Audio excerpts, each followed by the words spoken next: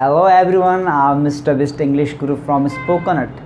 जय हिंद। सभी लोगों को 15 अगस्त स्वतंत्रता दिवस की ढेर सारी शुभकामनाएं। आज आपके लिए लेकर आया हूं इंडिपेंडेंस डे से जुड़े हुए कुछ वर्ड्स मीनिंग। आइए जरा जानते हैं कौन कौन से वे वर्ड्स मीनिंग हैं। कुछ वर्ड्स मीनिंग आइए जरा एक नज़र डालते हैं। आज का जो पहला वर्ड आपके लिए लेकर आया हूँ वो लेकर आया हूँ जी आज़ादी। और आज़ादी की बात करें तो आज़ादी को इंग्लिश में फ्रीडम या फिर लिबर्टी कहा जाता है। फ्रीडम या फिर लिबर्टी कहा जाता है।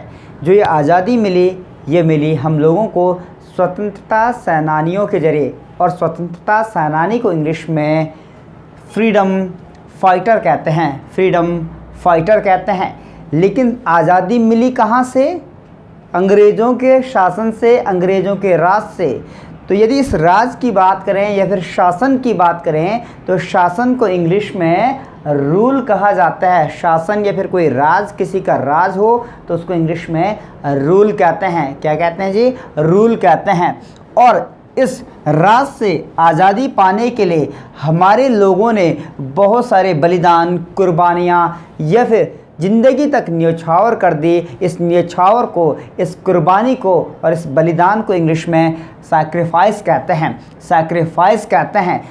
सैक्रिफाइस करने से पहले मतलब ये बलिदान, कुर्बानी या फिर आज़ादी से पहले हम लोग अंग्रेज़ों के ग़ुलाम हुआ करते थे। और यदि ग़ुलाम की बात करें तो ग़ुलाम को इंग्लिश में स्लेव कहते हैं।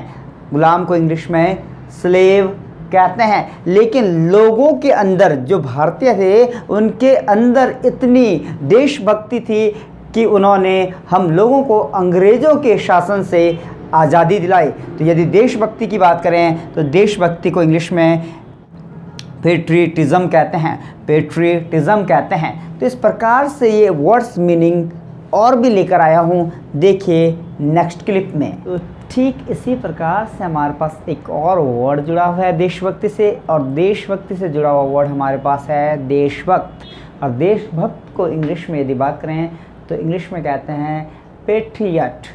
पेट्रियट। देशभक्त को इंग्लिश में पेट्रियट कहा जाता है। और जो देशभक्त होगा वो ज़रूर अपने देश के झंडे का सम्मान करेगा। और झंडे की यदि बात करें, झंडा की यदि बात करें तो झंडा को इंग्लिश में फ्लैग कहते हैं। झंडा को इंग्लिश में फ्लैग कहा जाता है। झंडा को इंग्लिश में फ्लैग कहा जाता है। लेकिन जो हमारे देश का झंडा है उसे हम शान से तिरंगा कहते हैं। शान से तिरंगा कहते हैं। और तिरंगा को इंग्लिश में ट्राई कलर कहा जाता है।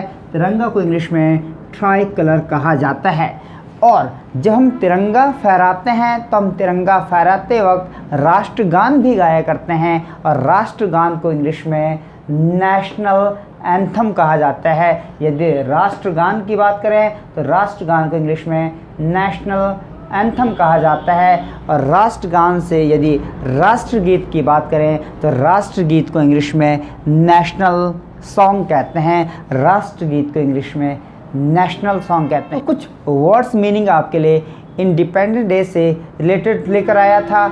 इसी प्रकार से आपके लिए और भी कुछ नई चीज़ें लेकर आता रहूँगा। एक बार फिर से आपके साथ जय हिंद।